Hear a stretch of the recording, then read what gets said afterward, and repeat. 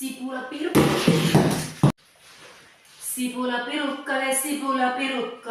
ega ma žonglöörida ei oska, aga sibulapiruka ma teen valmis küll. Alustuseks me võtame ühe kastruli ja lennutame kastrulisse kuigi palju võid.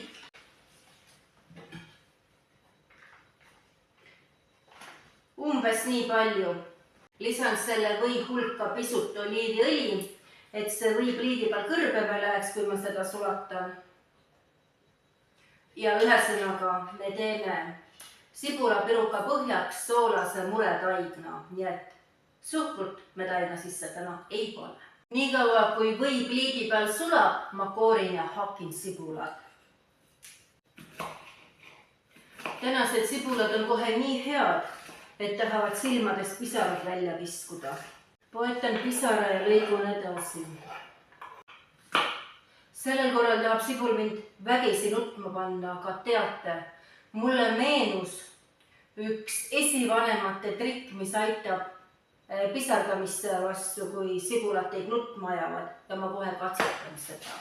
Võib-olla aitavad ujumisprillid ka sibula vastu, kui see teid nutma paneb, aga ujumisprille mul ei ole, kuid ma olen kuskil lugenud, et kui sibulad teid nutma, siis võtke tükike leiba hammaste vahele ja haktige edasi.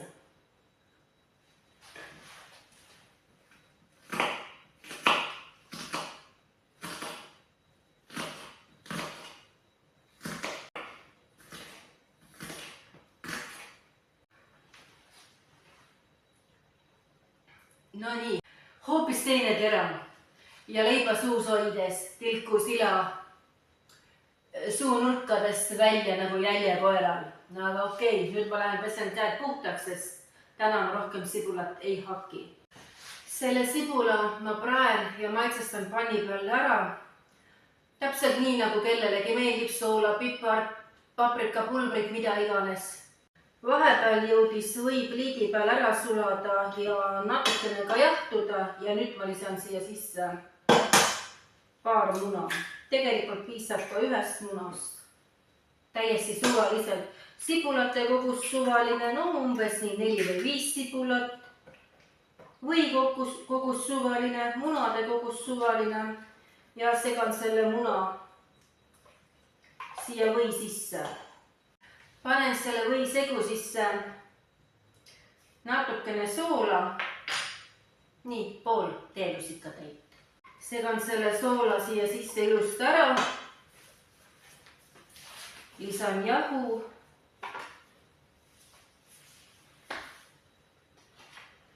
No, natukene küpsetuspulbrit lisame ka.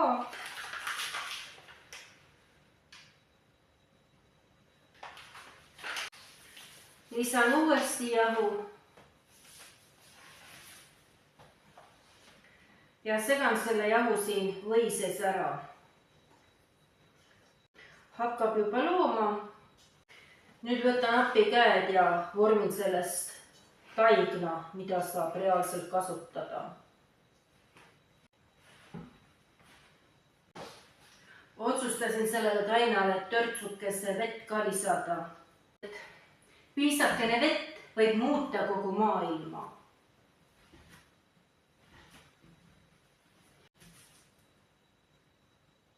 Panen sellele taignale kuigi palju ka oliiviõli. Mässisin selle taigna kile sisse ja panen selle nüüd külmkappi tahenema. Taigen on külmikus ja mina hakin vahepeal suitsujuustu ära.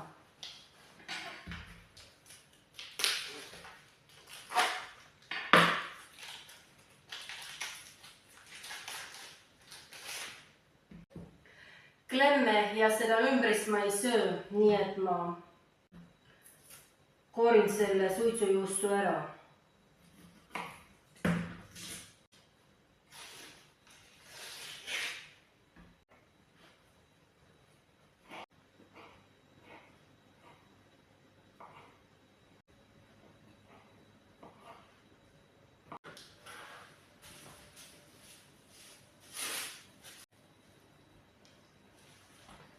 Ja nüüd surume selle taigna siia plaadi põhja.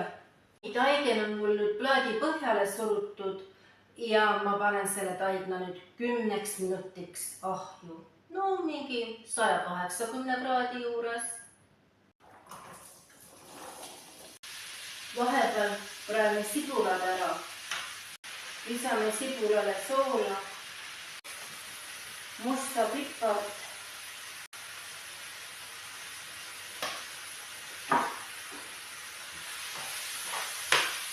suitsupaprikat.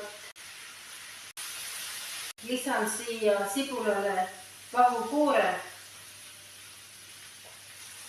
ja hautan seda vahukoort siin koos sibulaga ja nüüd ma lisan sellele vahukoorele ka hakitud suitsujuustu.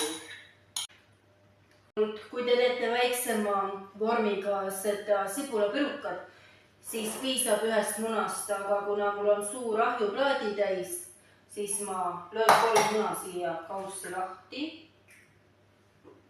Klopin need munad kahvliga lahti ja siis lisan siia sibula vahukoore segule need munad ja ootan, kuni see segu siin pakseneb. Igal juhul on mul see koogipõhi valmis ja parajalt ära jahtunud ja ma arvan, et nüüd on aeg see pliit kinni lülitada ja see segu siia koogi peale valada.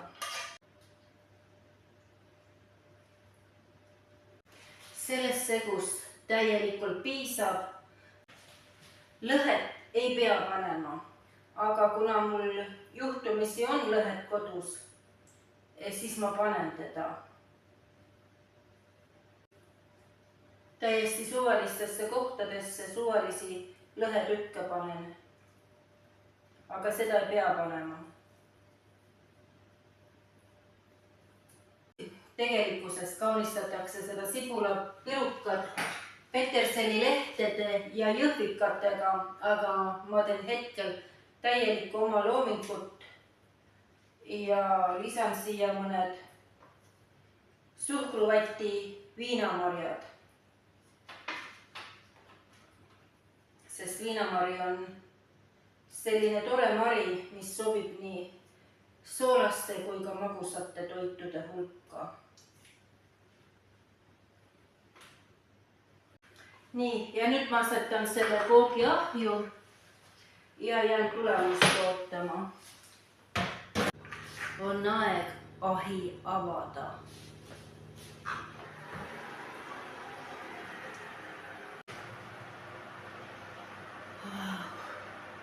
Lõhn on küll väga hea.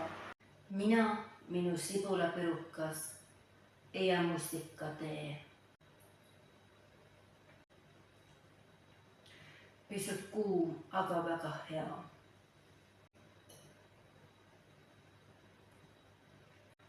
Soovitan proovida. See sibulapirukas on tõeliselt hea. Ja olgu õnnistatud need käed, mis mulle nii maitsva sibulapiruka valmistasid.